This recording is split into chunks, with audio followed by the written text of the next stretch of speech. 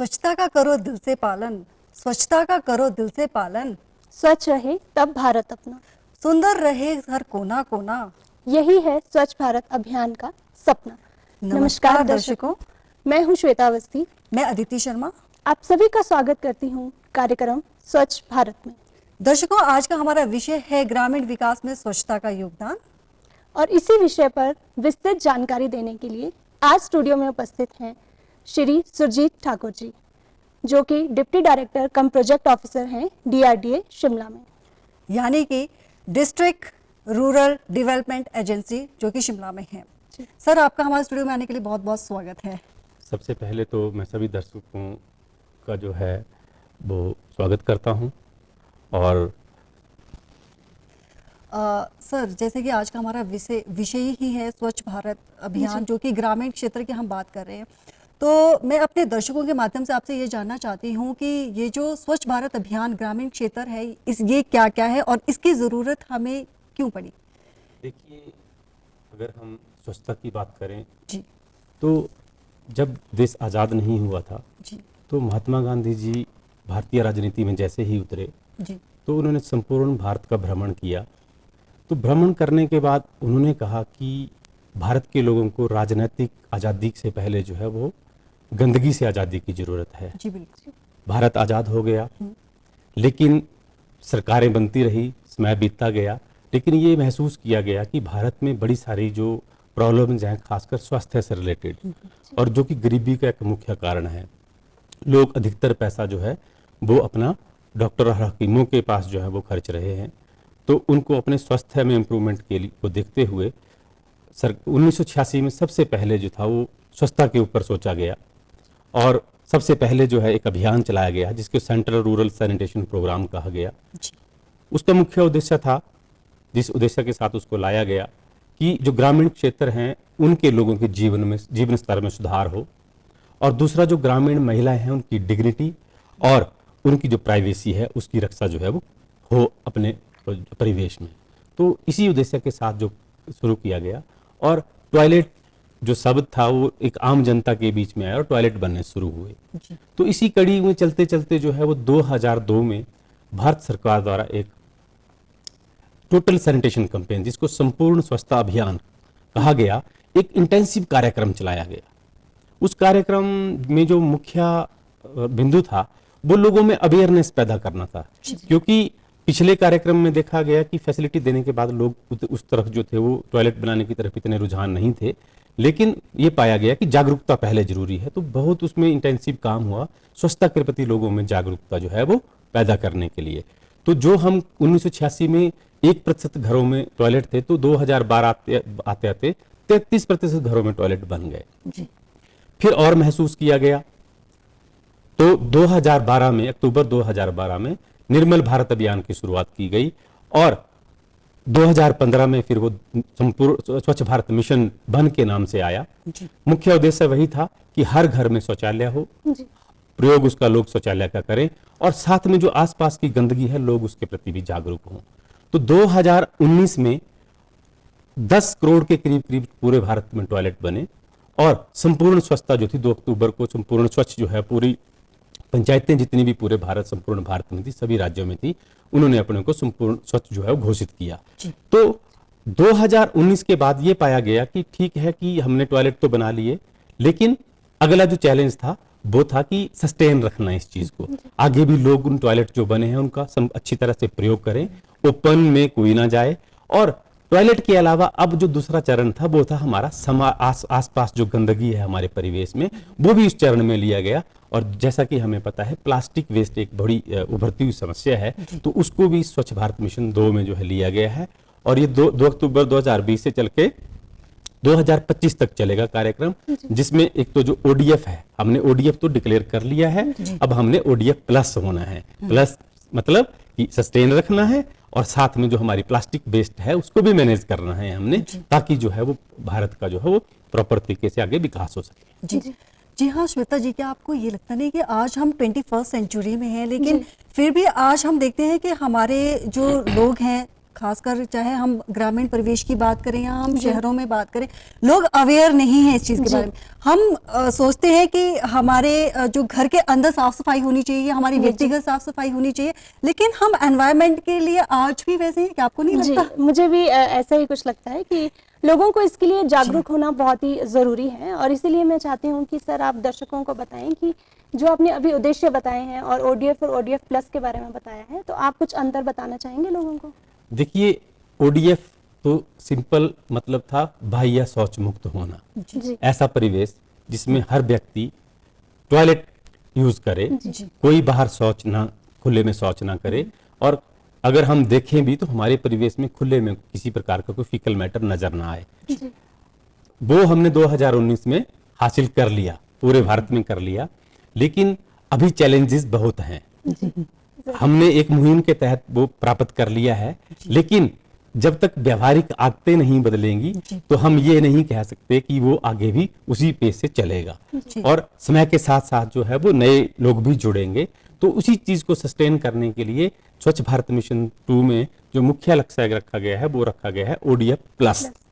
Plus का मतलब जो अचीव कर लिया वो हम सस्टेन करें, और जो आगे कमियां आएंगी उनको हम ओवरकम करें।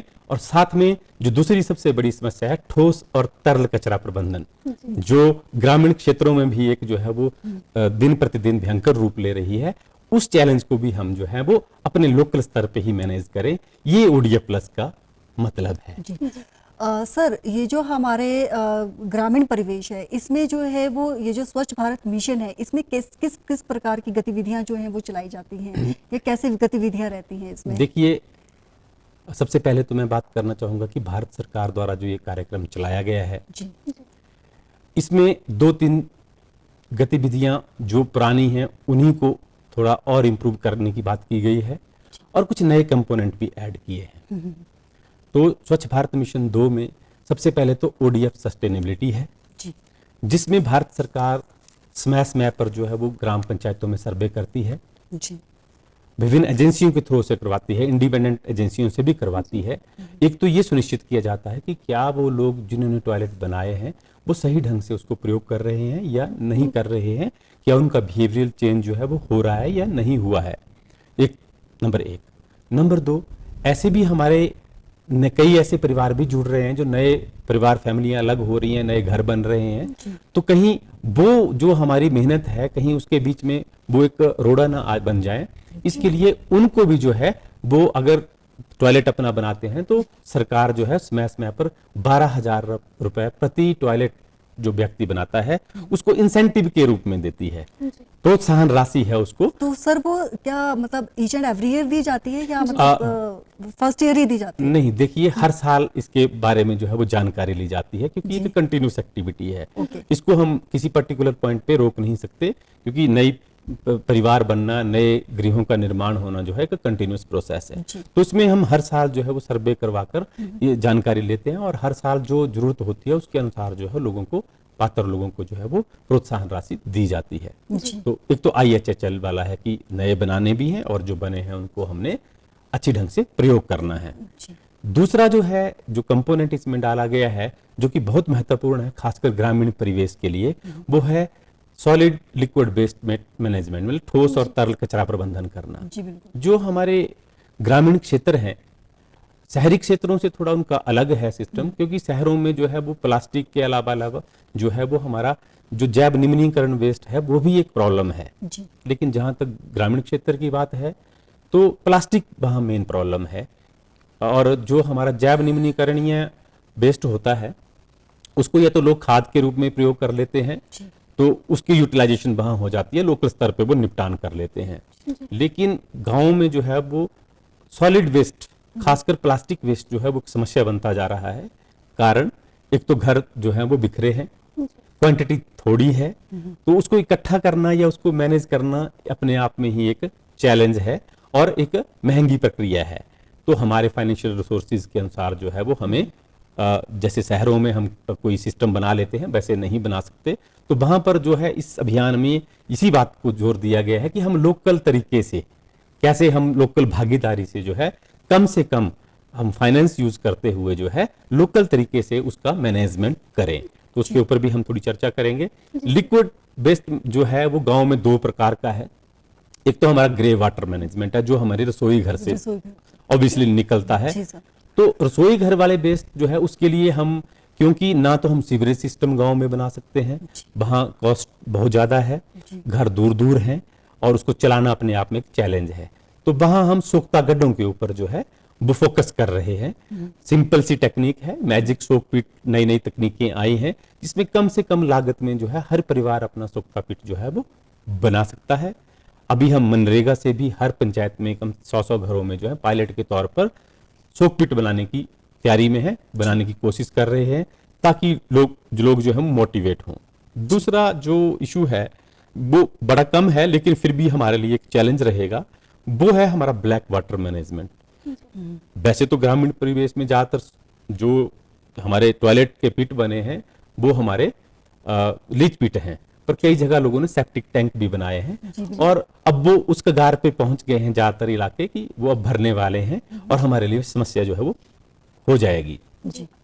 क्योंकि ना तो उनको खाली करना इजी है, गाँव में गाड़ियां नहीं जाती हैं, खाली कहाँ करना, फैसिलिटी नहीं है, तो उसके लिए हमने अल्टरनेट जो है एक चलाया हुआ है कि उनके साथ जो है हम एक सोक पिट साथ में बनाएं ताकि जो ओवरफ्लो हो वो सोक पिट के माध्यम से निपटाया जा सके।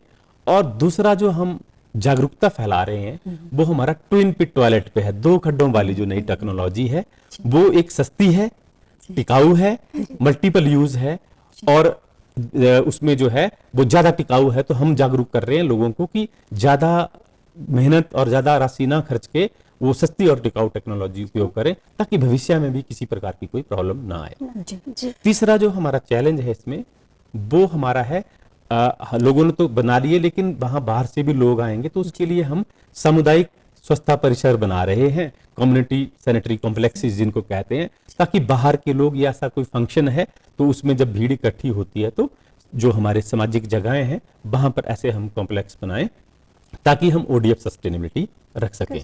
और तीसरा हमारा मेन पहलू है जागरूकता, क्योंकि ये सब चीजें जो है बिना जागरूकता के एक भी पहलू जो है जो हमने पहले 3 डिस्कस किए वो पॉसिबल नहीं है। पॉसिबल नहीं है। सर अभी जिक्र किया कि प्लास्टिक जो है वो डे बाय डे मतलब वो एक सबसे बड़ी चुनौती है हमारे लिए, एंड खास तौर से अगर हम देखें तो गांव में जो है वो इसका निष्पादन जो है वो करना बहुत डिफिकल्ट है। जैसे गांव में क्या होता है कि आपके एक जगह घर नहीं होते, दूर दूर घर होते, तो आप उसका जो निष्पादन करते हैं प्लास्टिक वेस्ट का वो कैसे करते हैं सर? देखिए इसमें हमारी 2 स्ट्रेटेजी हैं। जी। प्लास्टिक भी, जो प्लास्टिक वेस्ट है वो 2 तरह का है, एक तो रीयूजेबल है और एक नॉन रीयूजेबल है। जी बिल्कुल। तो जो रीयूजेबल है उसको अक्सर जो कबाड़ी लोग होते हैं वो इकट्ठा करने में इंटरेस्ट रखते हैं। तो इसके लिए तो हमने एक तो ये स्ट्रेटजी अपनाई है कि हर पंचायत जो है वो अपने पंचायत के लिए एक कबाड़ी जो है उसको नियुक्त करेगी ताकि वो महीने में या 15 दिन में जो है वो पूरी पंचायत में घूमकर जो रीयूजेबल प्लास्टिक है उसको प्रयोग वो इकट्ठा कर ले और उसका निष्पादन हो सके। दूसरा जो सबसे बड़ा पहलू है अब वो है जो नॉन रीयूजेबल प्लास्टिक है, तो जिस हम स्ट्रेटजी पे काम कर रहे हैं क्योंकि वो एक कॉस्ट इन्वॉल्व होगी, अभी लोगों में जागरूकता में भी टाइम लगेगा। जो हमारे अर्ध शहरी क्षेत्र हैं वहां तो हमने शुरू कर दिया है कि हम घर घर से कुछ कलेक्शन करते हैं, सैनिटरी चार्जेस लगा रहे हैं ताकि हम किसी व्यक्ति को अपॉइंट कर सकें और वो उस प्लास्टिक को इकट्ठा करके किसी एक जगह पर फैसिलिटी पे, जिसको हम हर विलेज में जो है एक कलेक्शन एंड सेग्रीगेशन सेंटर के नाम से नाम दे रहे हैं, जानते हैं, तो हम वो बनाने की कोशिश कर रहे हैं ताकि जब तक वो किसी जो है कमर्शियल वैल्यू वाला जो वेस्ट नहीं हो जाता तब तक जो है उसको एक जगह पर इकट्ठा किया जा सके। छोटी छोटी मशीनें, चाहे हम बेलर यूज कर लें, चाहे हम श्रेडर यूज कर लें, ताकि उसको हमें स्टोर करने में इजी हो। तो फिर जब वो इस एक व्हीकल लोड हो जाएगा तो उसको हम आसानी से किसी फैक्ट्री में जो है वो इंसिनरेशन के लिए भेज सकते हैं। तो हम इस स्ट्रेटेजी पे जो है काम कर रहे हैं। इसके ऊपर उठ के भी जो हमारा मिशन है उसमें एक ब्लॉक स्तर पर जो है प्लास्टिक वेस्ट मैनेजमेंट यूनिट की बात की गई है। तो ये पंचायतों से इकट्ठा करके उस फैसिलिटी तक लाए जाने की बात है ताकि कम से कम जो आर्थिक बोझ पंचायतों पे पड़े वो कलेक्टिव हो और वहां से एक साथ जो उसका निष्पादन किया जा सके। श्वेता जी, आई थिंक ये सबसे अच्छा जो है वो मतलब बात आइडिया रहती है, जी। है ना, कि किस तरह से हमने प्लास्टिक वेस्ट को जो है वो सेग्रीगेट करना है जी, और इसमें दो तरीके बता दिए ना इन्होंने कि हम कैसे एक रियूजेबल रहती है चीज और एक कैसे दूसरी रहती है। जी। तो सर आप ये बताना चाहेंगे कि हम किसी भी गांव को जब ODF प्लस घोषित करते हैं तो वो किस आधार पर हम उसे घोषित करते हैं? देखिए, ODF तक तो केवल शौचालय होना और उसका प्रयोग होने तक बात थी। जी। जब ODF प्लस की बात आ रही है तो इसमें मैं आपको बताना चाहूंगा कि भारत सरकार हर साल एक स्वच्छ सर्वेक्षण करवाती है, जी। जो आज हाल ही के दिनों में भी चला हुआ है। 31 दिसंबर तक वो एक बेसलाइन डाटा जो है वो हर गांव का चढ़ाया जाता है। जी। पारदर्शिता है इसमें, क्योंकि जो भी आप डाटा चढ़ाते हैं उसकी जियो टैगिंग होती है, उसके फोटोग्राफ्स अपलोड होते हैं। तो उसमें कुछ पैरामीटर्स और जोड़े गए हैं। जी। किसी भी पंचायत को ODF जो प्लस बनना है उसके 3 चरण हैं। सबसे पहला चरण है अप्राइजिंग, मतलब आप इच्छा रखते हैं कि हमने ODF प्लस होना है। फिर राइजिंग है, उसका मतलब है कि आपने कुछ जो सीढ़ियां हैं वो चढ़ ली हैं। और लास्ट जो है वो है मॉडल। मॉडल का मतलब है कि आप पूरी तरह ODF हो चुके हैं। किन किन पैरामीटर पे हो चुके हैं? एक तो हर घर शौचालय, और शौचालय का प्रयोग सभी कर रहे हैं, जी। ओपन में कोई डिफेक्शन ना हो। दूसरा, उसमें मेन जो इंपॉर्टेंट है वो है कि हमने गांव में सॉलिड वेस्ट का मैनेजमेंट का कुछ ना कुछ इंतजाम कर लिया है, चाहे वो आपने वेस्ट कलेक्शन सेंटर बना के किया है, चाहे आपने मैकेनिज्म बना के किया है, आपने जो आपका बायोडिग्रेडेबल है उसके लिए केंचुआ पिट बनाए हुए हैं, ताकि उसका निष्पादन जो है वो आप अपने ही गांव में करें। हाँ। तीसरी जो चीज है कि जो आपके जितने भी वहां पर स्कूल हैं, आंगनबाड़ी हैं, पंचायत घर हैं या कोई पब्लिक ऑफिसेज हैं, उन पर भी जो है वो टॉयलेट व्यवस्था महिलाओं और पुरुषों के लिए अलग अलग हो, उनका भी वेस्ट मैनेजमेंट का अपना तरीका हो, वो भी सुनिश्चित किया जाता है। कुछ हमारे परिसर होते हैं, सामाजिक परिसर भी होते हैं, मंदिर हैं या मार्केट प्लेसेस हैं, उन पे भी ये दोनों व्यवस्थाएं जो हैं वो कारगर हों। ये सारी चीजें जब कोई गांव करता है और वो उस चीज को करता है, पा लेता है, तब हम मानते हैं कि वो ODF प्लस हो गया है। तो हमें सभी पंचायतों को जो है जो 2024 तक का लक्ष्य है वो सबको इसी स्तर पे जो है वो पहुंचना है। तो ये सारी व्यवस्थाएं जो हैं वो हमें अपने ही पंचायत में, अपने ही गांव में और अपनी ही भागीदारी से जो है वो तैयार करनी है। जी बिल्कुल। सर, आप डिस्ट्रिक्ट रूरल डेवलपमेंट एजेंसी के जो है वो डिप्टी डायरेक्टर कम प्रोजेक्ट ऑफिसर हैं, तो आपको जो है वो ग्रामीण परिवेश में जो है वो किन किन चुनौतियों का सामना करना पड़ता है एज कम्पेयर टू अगर हम इसको जो है वो अर्बन एरियाज में देखें? क्योंकि अर्बन एरियाज में तो आपको सब कुछ अवेलेबल होता है, लेकिन ग्रामीण परिवेश में थोड़ा डिफिकल्ट होता है। देखिए, जो अर्बन एरियाज हैं उनमें काम करना और जो ग्रामीण क्षेत्र हैं, काम में भी बहुत ज़्यादा भिन्नताएं हैं और चुनौतियां भी बिल्कुल भिन्न हैं। जी बिल्कुल। अर्बन जो क्षेत्र हैं उनमें जो व्यवस्था होती है, एक लिमिटेड सा एरिया होता है और पूरी उसमें अलग अलग डिपार्टमेंट्स जो हैं वो अपनी अपनी भूमिकाएं निभाते हैं। प्लानिंग जो है वो अलग तरीके से होती है और फंडिंग भी जो है ज़्यादा होती है। लेकिन जहाँ तक ग्रामीण क्षेत्रों की बात है तो फंडिंग ज़्यादा करना भी वहाँ मुश्किल इसलिए है क्योंकि घर दूर दूर हैं और जमीन संबंधी बड़ी प्रॉब्लम्स हैं और लोगों का जो अवेयरनेस का स्तर है उसमें भी बहुत फर्क है। तो उसमें बहुत बड़े सारे लोगों को अभी जो है वो अवेयरनेस जो है वो अपने तक ही सीमित है। तो हमें जब तक कलेक्टिव अवेयरनेस और ज़रूरत महसूस नहीं होगी तो वो रहेगी। बाकी लोगों के आपसी छोटे छोटे झगड़े मन मुटाव भी एक मुख्य कारण रहते हैं। तो ग्रामीण क्षेत्रों में जो वर्किंग कॉस्ट है वो भी ज़्यादा है, तो हमें इस तरह के चैलेंज जो है वो वहाँ पर फेस करने पड़ते हैं। तो हमारा जो ये अभियान है ये इन्हीं चैलेंजेस को लेके जो है वो आगे बढ़ रहा है।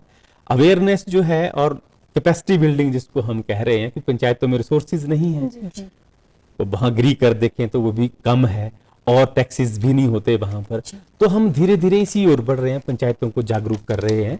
एक तो वो सैनिटेशन टैक्स की तरफ जाएं, वो अपने प्लान जो हैं जिसकी हम बात कर रहे हैं कि स्टैगर्ड प्लान ना बना के वो कंबाइंड प्लान बनाएं, जिसको हम GPDP कहते हैं, ग्राम पंचायत डेवलपमेंट प्लान, जो भी आजकल बन रहा है, जिसमें सभी स्कीमों का एक साथ प्लान बना के कन्वर्जेंस मोड में बनाया जाए ताकि उसके रिजल्ट जो हैं वो दूरगामी हों और गांव की भलाई के लिए हों। श्वेता जी, मेरे को ये ऐसा लगता था कि ये जो हमारा स्वच्छ भारत अभियान है दिस इज वेरी, मतलब ये इजी है, बट जैसे ही मैं सर से बात कर रही हूँ, मतलब ये तो मेरे को बहुत डिफिकल्ट टास्क लग रहा है। जी। मतलब ये सबसे मेन पॉइंट ये है कि लोगों में लिटरेसी रेट होते हुए भी अवेयरनेस नहीं है, जी, सबसे जी। बड़ी बात तो ये है। एंड सेकेंड थिंग ये है कि हम लोग ये करते हैं कि अपने घरों से साफ सफाई, कूड़ा कचरा निकाल देते हैं। हम सोचते हैं ये हमारे घर से निकल निकल गया, गया। चलो जी अब इसको बाहर जो है वो जी। जाके फेंक देते जी, हैं। यही बात है कि हमें लगता है कि हमने अपने घर से निकाल दिया तो सफाई हो गई है, लेकिन गई ऐसा है। नहीं है। उसके बाद वाले जो भी प्रावधान, जैसे अभी सर ने हमें बताया कि ग्रामीण क्षेत्र में बहुत ही मुश्किल रहता है मुश्किल रहता है, रिसोर्सेज की resources। वजह से। एंड साथ में फंडिंग भी नहीं जी है। जी जी, वही तो सर मैं वही आपसे जानना चाहती हूँ कि ग्रामीण क्षेत्र में हमारी मैन पावर कितनी रहती है और फाइनेंस हम कैसे मैनेज कर पाते हैं इन सब देखिए, प्रॉब्लम्स के बाद भी। जहाँ तक फाइनेंस की बात है, तो भारत सरकार द्वारा जो ये स्वच्छ भारत अभियान मिशन चलाया गया, अभियान चलाया गया है, जी इसमें कुछ फंडिंग के प्रोविजन किए गए हैं। ऐसा नहीं है कि फंडिंग नहीं है। जी जो हमारा इंफ्रास्ट्रक्चर है उसके लिए हमारे पास फंडिंग कुछ हद तक है, जी और हमारे पास बड़े सारे सोर्सेज भी हैं। स्वच्छ भारत मिशन जो है वो भी फंडिंग कर रहा है। स्वच्छ भारत मिशन में जो फंडिंग का तरीका है, तो ग्राम, जो हमारा ग्राम है, ग्राम को इकाई बनाया गया है, ना कि पंचायत को इकाई बनाया गया है। क्योंकि पंचायत में भी कई गांव होते हैं, तो इकाई बना के वो अपना जो है इकाई के हिसाब से अपनी प्लानिंग कर सकते हैं। ज़्यादा डीपली जो है वो प्लानिंग जाए इसके लिए। नंबर 2, हमारा स्वच्छ भारत मिशन के अलावा जो है मनरेगा जो में भी जो है जितनी भी ये नालियां हैं, सोकपीट हैं, ये बड़ी सारी जो स्वच्छता रिलेटेड एक्टिविटीज हैं, वो एक एक्टिविटी है उसमें। तो वहां से भी जो पंचायतें जो हैं वो अपने फंड जनरेट कर सकती हैं। 15वां वित्त आयोग जो है उसमें जितनी भी ग्रांट हर साल पंचायत को मिलती है, तो उसकी जो 60% राशि है वो टाइड फंड है, और वो पंचायतों को 2 ही चीजों पे खर्च सकते हैं। वो इंटरचेंजेबली खर्च सकते हैं, ऐसी बाइंडिंग नहीं है कि दोनों पे ही खर्चना है, जैसी जरूरत के मुताबिक जो गांव की जरूरत है वैसे। तो एक तो उसमें स्वच्छता के ऊपर और दूसरा स्वच्छ पानी के ऊपर। तो ये जो है वो डिफरेंट सोर्सेज जो पंचायतों के पास फंडिंग के रहते हैं।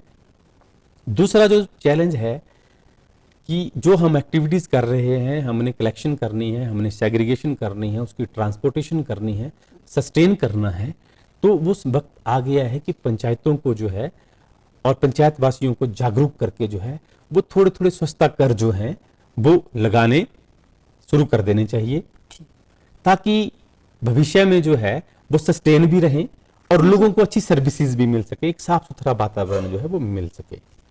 जहां तक स्वच्छ भारत मिशन की बात करें, तो प्रति व्यक्ति के हिसाब से जहां ऐसे गांव जिनकी पॉपुलेशन 5000 से कम है, 60 रुपए प्रति व्यक्ति के हिसाब से ठोस कचरा प्रबंधन के लिए धनराशि का प्रावधान है, और 280 रुपए जो है वो तरल कचरा प्रबंधन के लिए वो प्रयोग कर सकते हैं। लेकिन जहां 5000 से ज्यादा की आबादी है, वहां पर ठोस तरल कचरा प्रबंधन के लिए, ठोस के लिए तो केवल 45 रुपए प्रति व्यक्ति के हिसाब से है। लेकिन क्योंकि वहां लिक्विड का ज्यादा प्रॉब्लम होने की संभावना है, तो वहां 660 रुपए प्रति व्यक्ति के हिसाब से फंडिंग का प्रोविजन है। 12,000 रुपए हम इंडिविजुअल टॉयलेट के लिए इंसेंटिव देते हैं। मनरेगा में भी इतने ही अमाउंट का प्रावधान है। और जो हमारे कम्युनिटी सेंट्री कॉम्प्लेक्सेस हैं, तो हमारे ये कोशिश है कि हर गांव में कम्युनिटी सेंट्री कॉम्प्लेक्स होना चाहिए, ताकि जितने भी आगंतुक वहां आते हैं या बाहरी व्यक्ति वहां आते हैं, तो उनके लिए भी फैसिलिटी हो। तो उसके लिए जो है वो 3 लाख रुपए तक की राशि जो है वो मिशन से और 15वें वित्त आयोग से दी जा रही है। जी श्री सुरजीत सिंह जी, आज आपने बहुत ही उम्दा जानकारी हमारे दर्शकों के साथ साझा की कि किस तरह से हमने अपने ग्रामीण परिवेश को जो है वो साफ सुथरा रखना है, कैसे हम जो साफ सफाई है वो सिर्फ हमारी ही नहीं, मतलब ये पूरी एक कम्युनिटी की पूरी रिस्पॉन्सिबिलिटी है। आप हमारे स्टूडियो में अपना बहुमूल्य समय निकाल कर आए, आपका बहुत बहुत धन्यवाद। दर्शकों, बापूजी का था एक ही सपना, सुंदर और स्वच्छ रहे भारत अपना। तो स्वच्छता की जो बातें आज हमने जो सुनी है, वो सिर्फ हमने सुनी ही नहीं है, बल्कि उनको सुनकर हमने उन्हें अपनाना भी है। जी हाँ दर्शकों, ये था हमारा आज का कार्यक्रम। अगले अंक में फिर आपसे मुलाकात होगी एक नए विषय के साथ। तब तक के लिए हमें इजाजत दीजिए। नमस्कार।